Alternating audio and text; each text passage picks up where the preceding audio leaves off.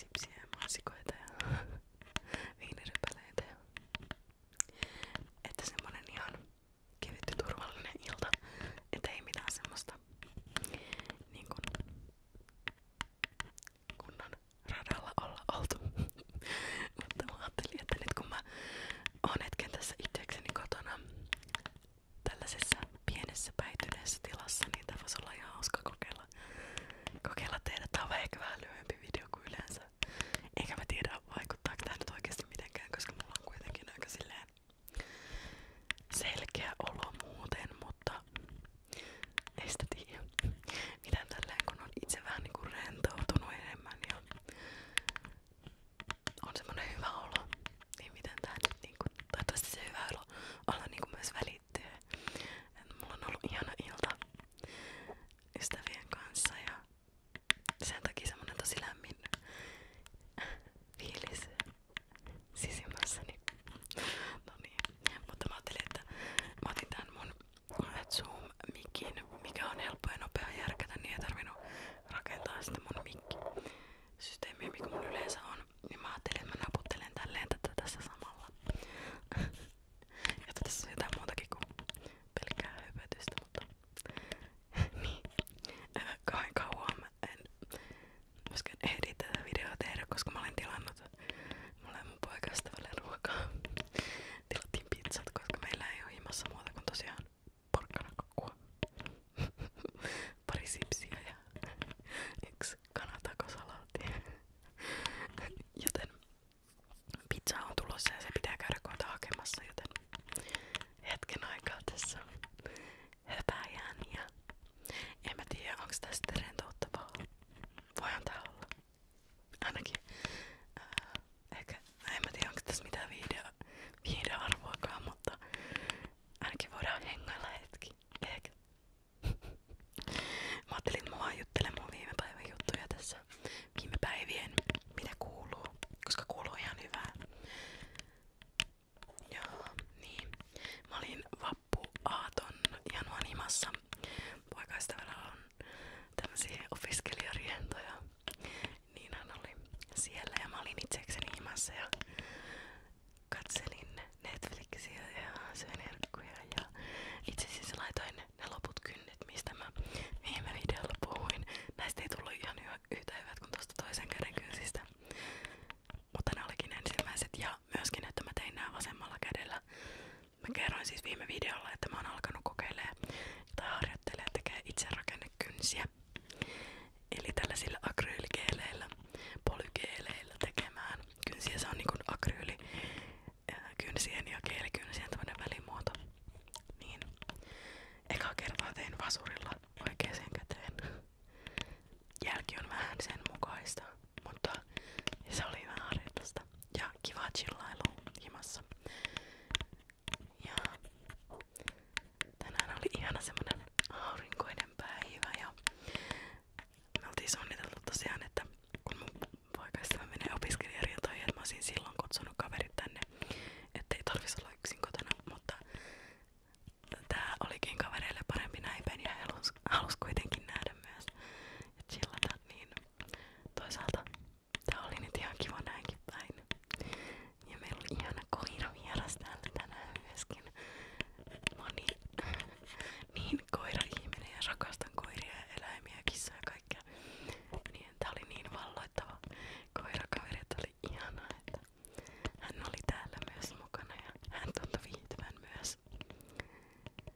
Ja hän on semmonen, ei edes ihan puolta vuotta vanha pentukaveri. Tosi karvanen semmonen hauveli. Hassuvauva. Niin mä olin siitä aivan todella onnessani, kun sain rapsutella ja silitellä toista. Ja myöskään meillä ei hirveästi oo käynyt silleen vieraita tai kavereita kylässä. Myöskin nyt tän maailmantilanteen takia, mutta sit myös silleen muuten, koska me asutaan tosiaan Espoossa ja meidän kaverit asuu aika pitkälti Helsingissä ja sieltä on aina vähän semmonen työmaa lähteä tänne myöskin. Tavallaan. Niin nyt oli ihana, että täällä oli kavereita käymässä ja musta tuntuu, että kun mä voin itse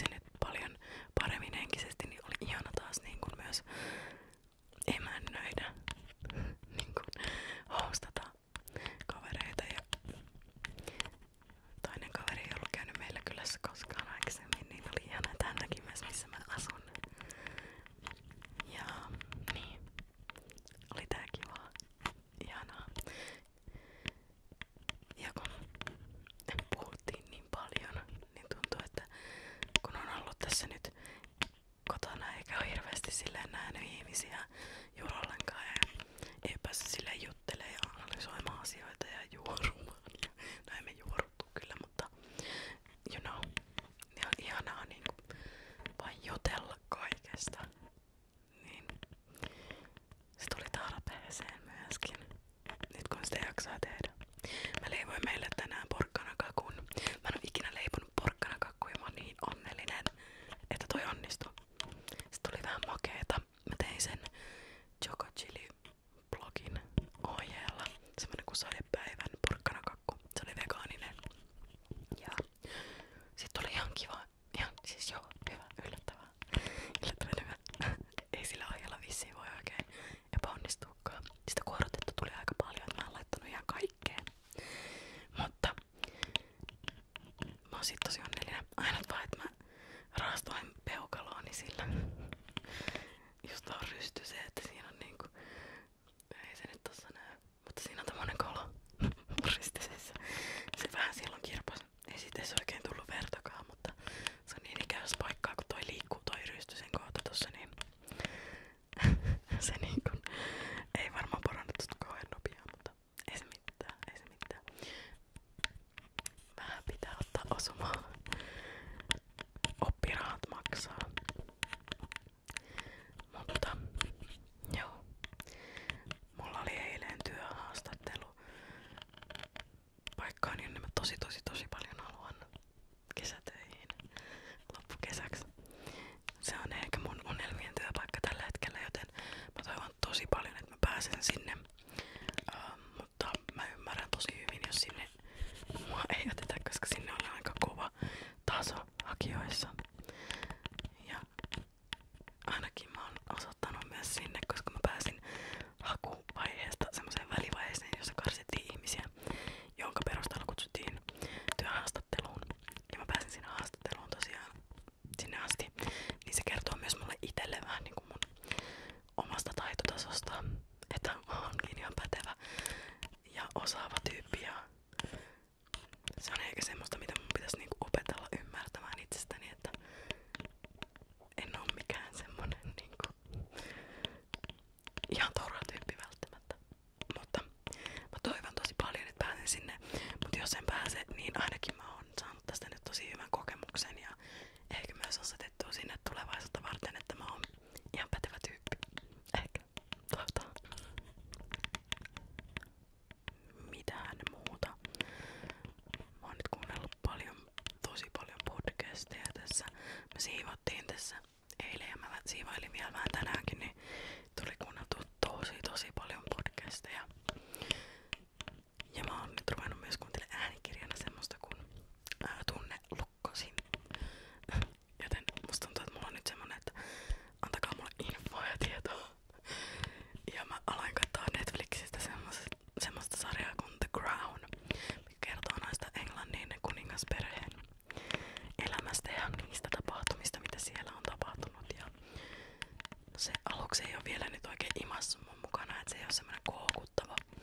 Mutta koska siinä se perustuu ilmeisesti tosi tapahtumiin, niin mä oon vähän silleen historia mielessä sitä katsellut. Ja se on semmonen, miten se sanotaan suomeksi, opettavainen, tavallaan mielenkiintoinen. En mä oo hirveästi ikinä oikein seurannut kuningasperheen juttuja, niin kuin Englannin kuningasperheen. Joten tää on ihan mielenkiintoista myös oppia, että ketä siellä pyörii tänä päivänä ja ketä siellä on ollut ja mikä homma ylipäätään. Niin. Joo, mä oon myös kattonut semmosia ihan... Ehkä tää on vastapainoa sille, että mä oon kattonut semmosia höppää-sarjoja ihan sikana.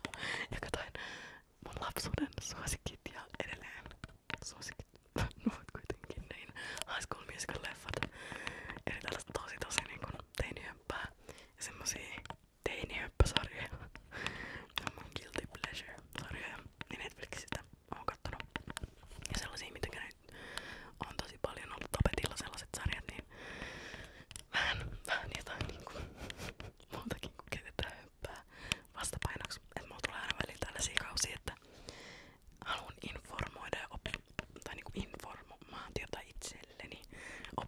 uusia asioita ja tavallaan tiedetään jotain uutta.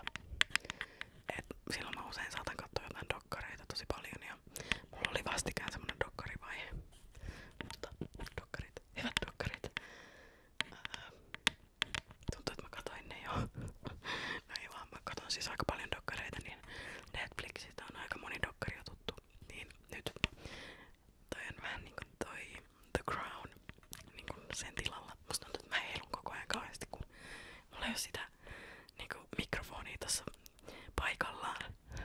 Mikä pitää mut niinku, mikä juurtaa mut tähän seisomaan paikoille, niin vaan nyt mä voin tässä niinku vaan hengailla tälleen.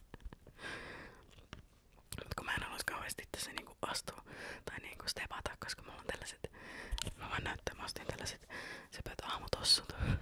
Koska musta on, mä oon pitkään miettinyt, että mä haluaisin tällaiset aamutossut kotiin. Jotkut kevyet, mitkä voi vaan niinku sujauttaa jalkaa ja ottaa pois tarvittaessa, koska ärsyttää aina, jos mulla on vähän varpaat niinku jäässä tai on kylmä lattia, niin kyllä sitä varten laittaa jo sukat ja sit kohta mä haluan ne sukat jo pois, niin nää on helpot sitä varten.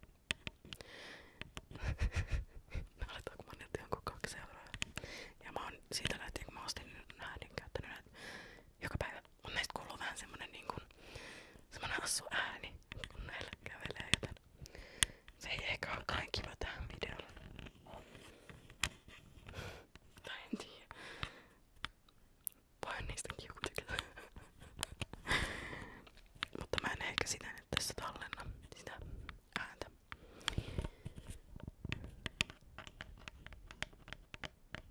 Noniin, oli taas ihan tämmönen tosi tärkeä juttu tää.